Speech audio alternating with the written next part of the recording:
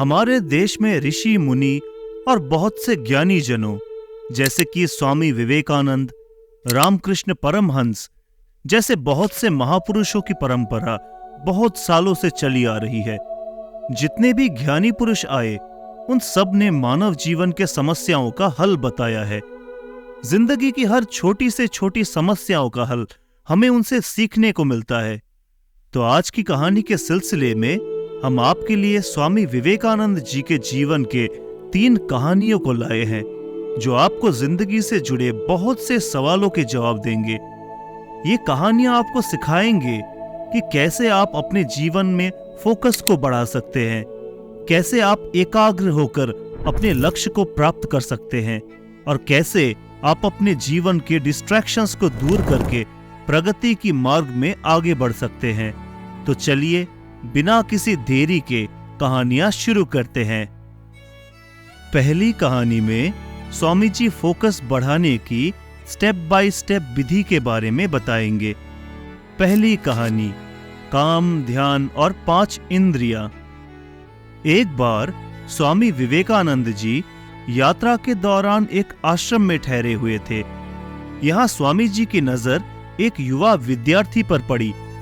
विद्यार्थी काफी देर से संस्कृत के कुछ श्लोकों का पोस्टर बनाने का प्रयास कर रहा था, लेकिन बार बार गलती होने के कारण उसे सारा काम दोबारा शुरू करना पड़ रहा था। कुछ समय पश्चात विद्यार्थी ने स्वामी जी को देखा तो उनको प्रणाम किया और समस्या बताते हुए कहा, स्वामी जी, मैं 2 घंटे से इन श्लोकों को नए पेज पर कॉपी करने का प्रयास कर रहा हूं, लेकिन हर बार कोई ना कोई गलती हो रही है, जिस कारण मुझे बार बार नए सिरे से शुरू करना पड़ रहा है। स्वामी जी ने कहा, केवल फोकस की कमी के कारण ऐसा होता है। एक साधारण इंसान 90% मानसिक ऊर्जा व्यर्थ कर देता है, इसीलिए लगातार गलती करता है।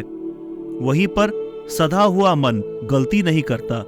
Trained mind never makes a mistake. Swami ji ने कहा, आप लिखते समय जरूर किसी व्यक्ति और घटना के बारे में सोच रहे हो। युवा विद्यार्थी ने कहा, स्वामी जी, आज के दिन छुट्टी है, सबको बाहर खेलने का समय मिलता है, लेकिन मुझे ये काम पूरा करना है, शायद इसीलिए मैं ठीक से फोकस नहीं कर पा रहा। युवा सन्यासी ने पूछा, अगर मन कहीं और जाए तो भी किसी काम में फोकस कैसे बढ़ाते हैं? उस लड़के का प्रश्न सुनने के बाद स्वामी जी ने कुछ प्रैक्टिकल तरीका बताया।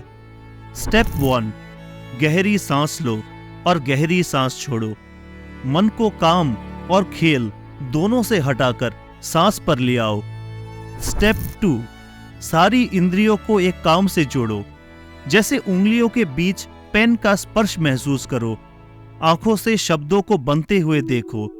लिखते समय पेन और पेपर के घर्षण से जो आवाज हो रही है उसे कानों से सुनो, या फिर लिखते हुए शब्दों का उच्चारण अपने अंतर्मन में गूंजता हुआ महसूस करो। नाक से इंक या स्याही की गंध को महसूस करो। स्टेप 3, काम के साथ एक हो जाओ। इंद्रियों को काम से जोड़ने से तुम्हारा कंसंट्रेशन इतना बढ़ जाएगा कि तुम काम के साथ एक हो जाओगे, यानी तुम काम में खो जाओगे। तुम्हें समय का पता भी नहीं चलेगा। स्टेप 4, दोबारा ध्यान लगाओ। अगर बीच में मन भटके तो हमें कोई चिंता नहीं है। दोबारा दृढ़ निश्चय करो और दोबारा ध्यान लगाओ। उस विद्यार्थी ने ऐसा ही किया और देखा कि जिस काम में वह इतनी देर से गलतियां कर रहा था, वह काम उसने एक बार में पूरा कर लिया। स्वामी जी कहते हैं कि हमारा कंसंट्रेशन या ध्यान हमारी इंद्रियों में बटा होता है, इसीलिए हर इंद्रिय को एक काम पर लगा देने से मन भटकना बंद हो जाता है। हर समय ध्यान बहुत गहरा हो जाता है और साधारण मन इसे ज्यादा देर तक साध नहीं पाता, लेकिन इस प्रकार बार बार अभ्यास करने से मन ध्यान को साधना सीख जाता है। दूसरी कहानी, बिना कंसंट्रेशन के कुछ हासिल नहीं होता। एक दिन एक युवक ने स्वामी जी से कहा, मैं बहुत समय से तैयारी कर रहा हूं। मैंने कई सरकारी एग्जाम दिए, लेकिन मैं पास नहीं हो रहा। स्वामी जी, मुझे पता भी नहीं चल रहा कि गलती कहां हो रही है। स्वामी जी ने युवक को देखा और पूछा, क्या तुम सच में परीक्षा पास करना चाहते हो? युवक ने कहा, हां। फिर स्वामी जी चुपचाप उस युवक को कुछ दूर कुएं पर ले गए। कुएं के पास जाकर स्वामी जी ने युवक को मिट्टी का घड़ा दिया और कहा, मटके में पानी भरकर आश्रम पहुंचो। ऐसा कहकर स्वामी जी तुरंत वहां से चले गए। युवक ने तुरंत कुएं से पानी खींचा और मटके में पानी भरा। लेकिन ये क्या? उसने देखा कि मटके में कई महीन छेद है जिनसे थोड़ा थोड़ा पानी रिस रहा है। युवक ने सोचा, कोई बात नहीं, छेद बहुत महीन यानी कि बहुत छोटा है, ज्यादा पानी नहीं बहेगा। युवक तुरंत दौड़कर स्वामी जी के पास पहुंचा, लेकिन अब तक युवक खुद भीग चुका था और मटके में पानी नाम मात्र को बचा था। यह सब देखकर स्वामी जी मुस्कुरा रहे थे। उन्होंने उस लड़के से कहा, डिस्ट्रैक्शन बहुत बड़ी बीमारी है। स्वामी जी कहते हैं कि तुम्हारे साथ भी यही हो रहा है। तुम्हारे मन में विभिन्न विचारों के कई छेद है। तुम एक समय में कई सारे विचार सोच रहे हो, जिस कारण लगातार मानसिक ऊर्जा व्यर्थ हो रही है। इसीलिए मेहनत करते हुए भी तुम्हें कोई परिणाम नहीं मिल रहा। स्वामी जी ने कहा, ऐसा कोई काम नहीं जो कंसंट्रेशन के बिना पूरा किया जा सके। अगर कोई कहे कि कुछ काम शारीरिक शक्ति से होते हैं, तो स्वामी जी कहते हैं कि याद रखो, शरीर भी मन के आदेश पर ही चलता है। इसलिए सारे काम मानसिक शक्ति से ही संभव होते हैं। अगर लकड़हारा लकड़ी काटते समय कंसंट्रेट न करे, तो वह एक ही जगह पर कुल्हाड़ी नहीं चला पाएगा और खुद को चोट पहुंचा लेगा। इसीलिए हर नॉलेज और हर कर्म का मूल तत्व है ध्यान। इसलिए कुछ भी बड़ा हासिल करने के लिए तुम्हें एक जगह ध्यान तो लगाना सीखना ही होगा। जैसी आदत डालोगे वैसा मन होता जाएगा। इसलिए छोटे से छोटा काम भी ध्यान लगाकर करो।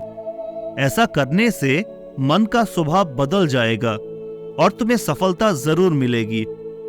उस युवक ने कहा, स्वामी जी, जब मैं पढ़ने बैठता हूं तो मन में बहुत विचार आते हैं। मन में आ रहे विचारों को कैसे रोकते हैं?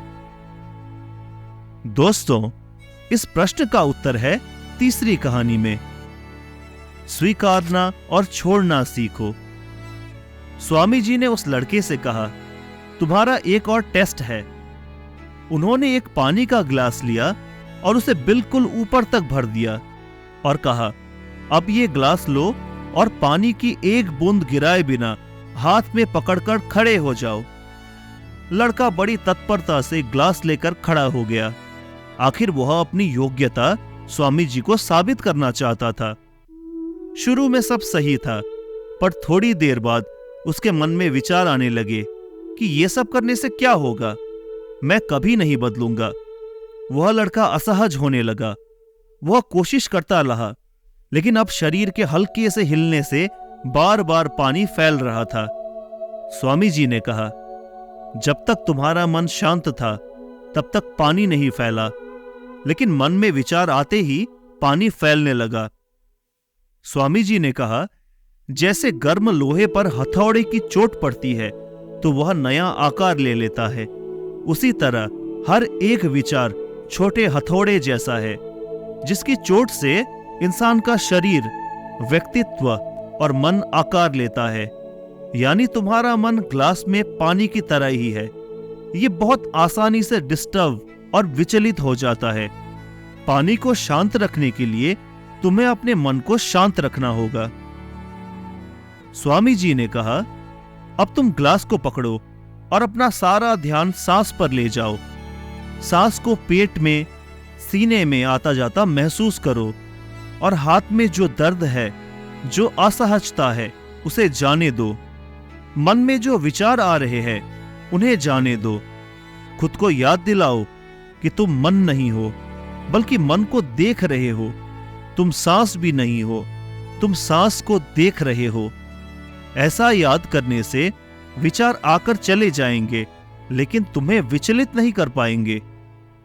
थोड़ी देर लड़का वही अभ्यास करता रहा और वह बिना पानी फैलाए कुछ देर खड़ा रहा। स्वामी जी ने कहा, बस यही अभ्यास अपने काम और पढ़ाई में करना है। इससे मन धीरे धीरे शांत होने लगेगा। फिर कोई भी बड़ी चीज हासिल करना मन के लिए स्वाभाविक हो जाएगा। सबसे पहले पांचों इंद्रियों को एक काम पर लगाओ। स्टेप 1, गहरी सांस लो और ध्यान सांस पर ले जाओ। स्टेप 2, सारी इंद्रियों को एक काम से जोड़ो। कान, आंख, नाक, स्पर्श हर तरह से काम में जुड़ जाओ। स्टेप 3, फ्लो स्टेट में प्रवेश करो। स्टेप 4, कंसंट्रेशन टूट जाए तो दोबारा दृढ़ निश्चय करो। धीरे धीरे मन को हाई कंसंट्रेशन लेवल को साधने का अभ्यास हो जाएगा। दूसरी बात, हर नॉलेज और हर कर्म का मूल तत्व कंसंट्रेशन है। हमको लगता है कि छोटे मोटे डिस्ट्रैक्शन से कोई खास फर्क नहीं पड़ता, लेकिन बिना कंसंट्रेशन के कोई भी कार्य असंभव है। तीसरी बात, विचारों को स्वीकार करो और जाने दो। जैसे गर्म लोहे पर हथौड़े की चोट लगती है, उसी प्रकार हर प्रकार की चोट से इंसान का शरीर, व्यक्तित्व और मन आकार लेता है। इसीलिए अनचाहे विचारों को जाने दो। अपना ध्यान सांस पर रखो। खुद को याद दिलाओ कि मैं मन नहीं, मन को देख रहा हूं। मैं सांस नहीं हूं, सांस को देख रहा हूं। जो भी विचार आए उसे स्वीकार करो और फिर जाने दो। ऐसा करने से मन अनचाहे विचारों को पचाना सीख लेगा। यही स्थिर रहने का सीक्रेट है। तो दोस्तों, कैसी लगी ये कहानी हमें कमेंट सेक्शन में जरूर बताएं।